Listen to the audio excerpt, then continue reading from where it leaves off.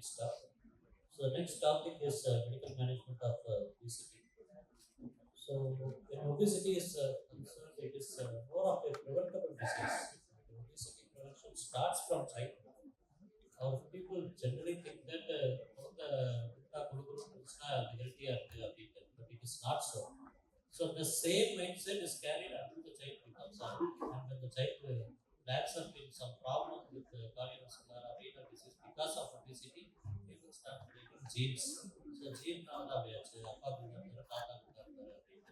so, but it is not so. The mindset has to change, and a proper treatment for obesity should be initiated whenever it becomes a risk factor for cardiovascular disease. Apart from drug therapy, lifestyle modification plays an important role in all stages of treatment of obesity. So, upon lifestyle modification, you can start drugs to treat obesity. And to talk about the medical management of obesity, I will invite Dr. Sivan Arul from Delhi. About it. Thank you, sir. Respected chairperson and colleagues, the next 20 minutes we'll discuss about the medical management of obesity. So, obesity is a chronic, progressive, and relapsing disease. Lifestyle is the basic intervention as a cornerstone for obesity management, as the chairperson said. However, sustaining weight reduction achieved through lifestyle changes in the form of caloric restriction is challenging. Many patients will lose weight but will regain weight over a period of time. So maintaining the weight loss is challenging, and many patients regain weight. So that is where the need for additional therapy in terms of either medical therapy or surgical therapy. Diet and exercise actually prompt physiological counter regulatory mechanisms which may decrease the energy output or increase the appetite. Thereby it may limit the weight reduction or it may cause weight gain.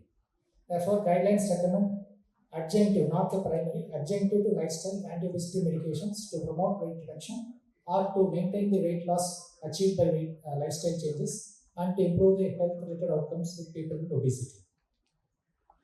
Just to emphasize, medications or surgery is not the alternative for lifestyle changes. Lifestyle changes is the foundation of treatment. It will be only a supplement. Many patients will say, I'm eating very less, still I'm gaining weight. You do not eat a lot to gain weight. Even a mild excessive caloric intake will be cumulative over a period of time and cause weight gain. Just to give an example, is a famous dialogue from Onion movie. Anji paisa tirna tappa. To take the same example, if you eat one idli extra per day is harmful. It is around 100 kilocalories. It doesn't look very tappa therila. So around 7,700 kilocalories will convert into 1 kg. So if you take one idli per day for 1 month, it will be 3,000 kilocalories. So if you eat for 1 year, it will be around 5 kgs per year. So so if you take it for 10 years, it will be 50 kgs weight gain. So if you take 1 idli per day excess, next 10 years you will gain 50 kgs. So even slight caloric excess can be accumulative over a period of time. So that is why caloric restriction and increased energy expenditure is the basis for all management. Drugs are only supplementary.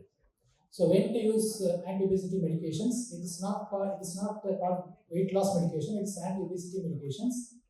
The BMI cutoff for Indians is more than 25 for obesity. If it is more than 27, you can start a medication along with lifestyle changes. If it is more than 25 with any other comorbidities, you can start medications. In addition, you should also assess the overall function status against obesity staging.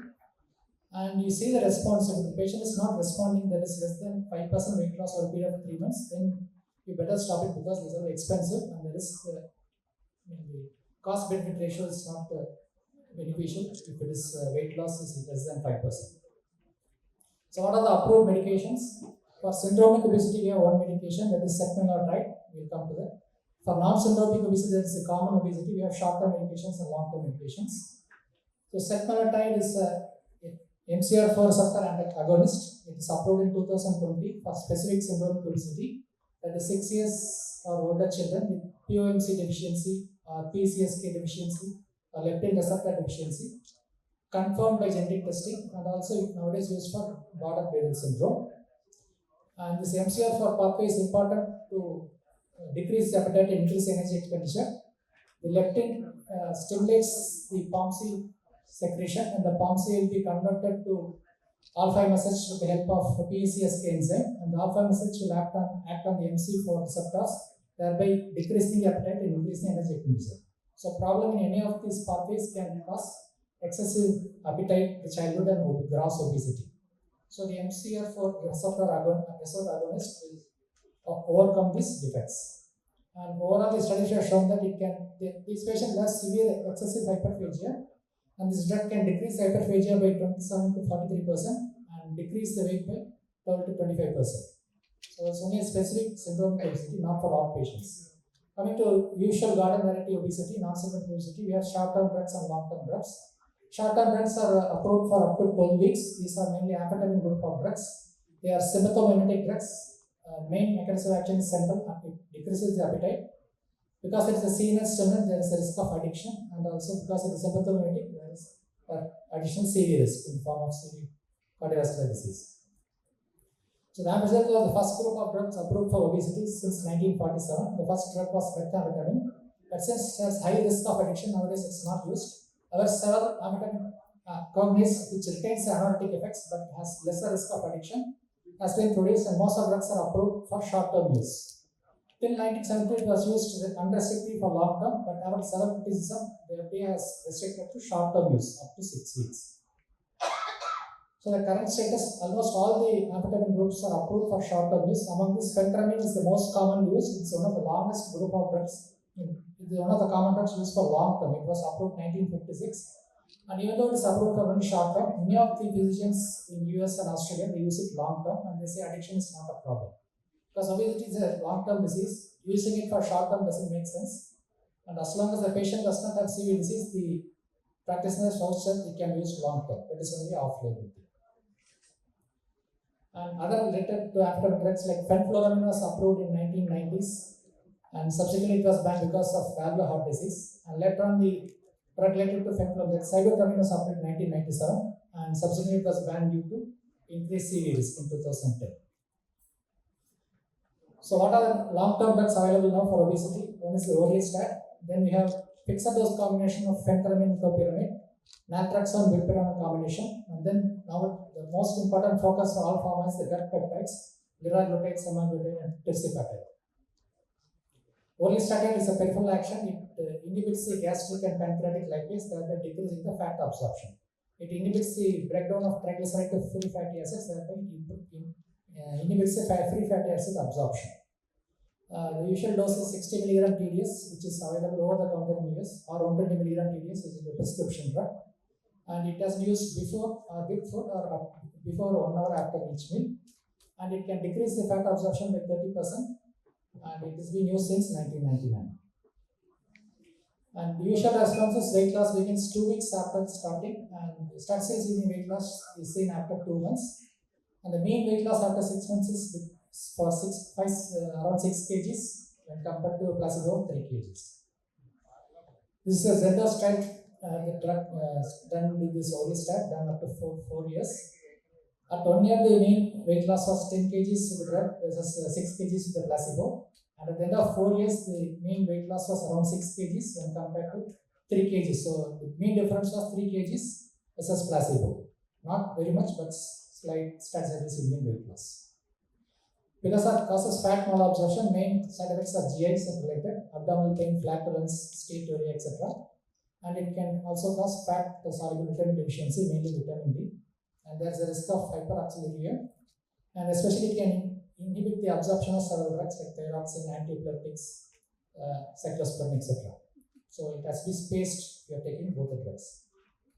The second drug which is approved for long term is the fixed dose combination of phentermine and topiramate. Phentermine per se is approved only for short term, but when you are using in combination, you can use a lower dose of both the drugs so that the side effects are less. Phentermine is an amphetamine related drug. It suppresses appetite, and topiramate is an anti-epileptic drug and also used for migraine prophylaxis. It suppresses appetite by modulating the neuropeptide Y and also the dopamine modulation. It was approved in 2012. This fixed dose combination is not available in India. You can start at 3.75 or 23 milligram. You can go up to 15 to 92 milligram. In India, only topiramate is available. So maybe in specific cases, you can use this off-label. if we have no other option. Especially when the patient has seizure disorder or patient is migraine, you can try this topiramate instead of any other antibiotic. So the weight loss is studied with these trials, acute, concurrent, sequel trials. Average weight loss at the end of 56 weeks is around 5 to 11 kg versus the placebo of 2 kg. And the mean weight loss is 8 to 10%, which looks significant. Adverse events mainly because of the sympathomimetic action, dry mouth, tachycardia, mood disorders, and it's contraindicated in uncontrolled hypertension, toxicosis, and glaucoma. This again fixed dose combination approach, again it's not available in India. Naltrexone, bupropion. Naltrexone is an opioid antagonist, and bupropion is an antidepressant and also used for smoking cessation. And both acts the central action, it decreases appetite, it can modulate the POMC secretion, it increases the POMC secretion. So again, both the drugs are available separately in India, not at the dose approved. Naltrexone is available separately and bupropion is available separately. So maybe sometimes you can use this off-label and see what is the response. So weight loss is not impressive, not very impressive. It is the main difference is only 2.5 kg when you compare to placebo, and there is side effects are also high. So it doesn't look a promising drug. There are a lot of side effects in the form of neuropsychiatric effects, suicidal tendency, insomnia, tachycardia. So for the benefit of 2.5 kg, you are putting in the risk of multiple drugs. So this doesn't look a promising thing. The current focus is mainly on the gut peptides. This is a promising area. We have several agonists in the form of GLP-1 analogs, GAP analogs, glucagon analogs, etc. So the same drugs is available for as a different treatment for diabetes and different treatment for obesity. I don't know why it's that. It is the probably for insurance purposes not going to use like that. Liraglutide is marketed as Victoza for diabetes and at a higher dose as Saxenda for obesity. For diabetes, we use it up to 1.2 kg. For obesity is approved at the dose of 3 mg. Similarly, subcutaneous semaglutide is approved as Ozempic for diabetes up to 2 mg and as Wegovy for obesity up to 2.4 mg. This Wegovy was the one popularized by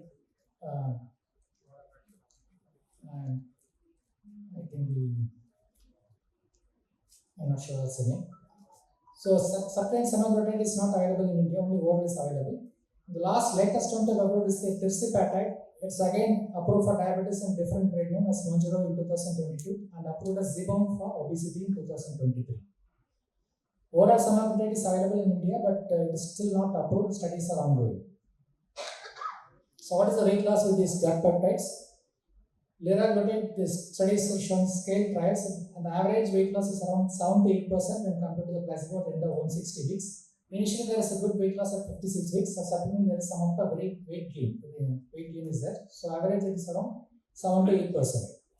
Coming to subcutaneous semaglutide, the step trials have shown that it is more impressive weight loss, up to 15% weight loss when compared to 2% weight loss for placebo. So very impressive. And again, the oral semaglutide, the recent trial, OSS1 trial, shown that this weight loss is comparable to subcutaneous semaglutide. So most probably it will approve in the coming years. But the dose used in the OSS study is much higher than for diabetes. For diabetes, we use up to 14 mg. For the OSS trial, they used up to 50 mg, which is markedly higher than for diabetes. The latest one is the tirzepatide. It's a dual agonist at GLP-1 and GLP-1. Glucose-dependent insulin-tropic polypeptide. It's agonist at both the receptors. GIP is the main incretin hormone in the healthy people, but it is not used in therapy for diabetes because they have significant GIP resistance. This drugs acts at both the level of GIP and GLP-1 receptors. And weight loss is very, very impressive. The Selvan trial done for 72 weeks, it has shown that weight loss can go up to 20% or even higher. It is a dose-dependent weight loss. With 5 mg, the weight loss is up to 15%. And with 10 and 15 mg, the weight loss is up to 20 or 21%. And more than 50% at weight loss of more than 20%. It's the most effective drug available at present. It was approved last year, still not available in India. And this is the one many of the pharma are concentrating. A lot of gut peptide are in trials. This is the phase 3 trials. We have dual agonist, triple agonist. Most of the drugs will be coming in the market in the next few years. The last one is the triple agonist at GLP-1, and glucagon.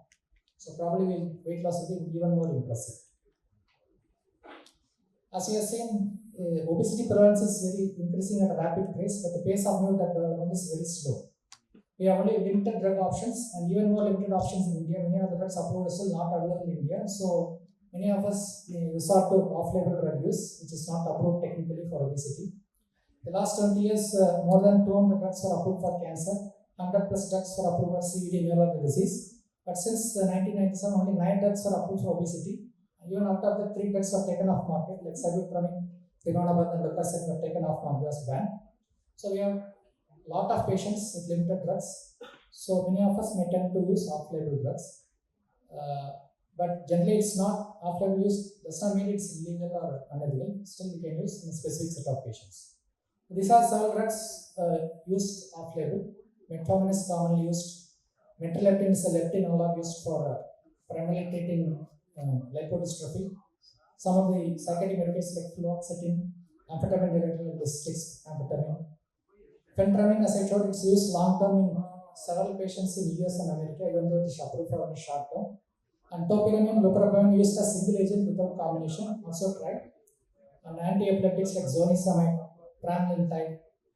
Liraglutide is approved at a dose of 3 mg for obesity, but sometimes it's used at a lower dose like 0.6 and 1.2 for obesity also. But nowadays, I think liraglutide is not available in my nowadays is not marketing this drug. They are concentrating more on oral semaglutide. SGLT1 is approved for diabetes. Sometimes it is tried along with other dose combinations for obesity also. So when you are left with nothing to do, maybe you can try some of the drugs.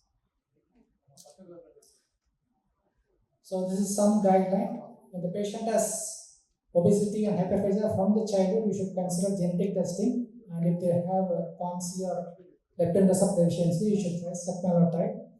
The patient has diabetes or pre-diabetes, definitely you should go for GLP analogs or the dual agonist tirzepatide. The patient has binge eating or sleep apnea, beneficial will be phentermine topiramate. The patient has excessive food craving for specific foods, then naltrexone and bupropion can be used. And the patient is taking high fat diet, then orlistat will be more effective. These are all general guidelines. The take-home message is that drugs should be used only as adjunctive to lifestyle therapy. You should tell the patient if it is not going to work on your own, you should use it along with the lifestyle changes. And the response is not uniform, variable response. Some patients may lose weight, some patients may not lose weight. So the weight loss is less than 5% at the end of 3 months. So you should not waste the patient's money, stop it. If the patient is responding, there is no end to it. You should use it long term. How long do you use? Like obesity is a lifelong disease. So the drug is working, you should use it long term. There is no end to it. And also avoid drugs which can cause weight gain. So some of the anti-epileptic drugs can cause weight gain. You can discuss with the neurologist to change it to topiramate. Or some of the antidepressants can also cause weight gain, like amitriptyline or topiramate. You can discuss the psychiatrist to change it to fluoxetine, sertraline, etc. So avoid drugs causing weight gain. So thank you. This is the questions. Congratulate Dr. Arul and Dr. Sivan for their nice presentation and elaborative discussion on both the management of childhood obesity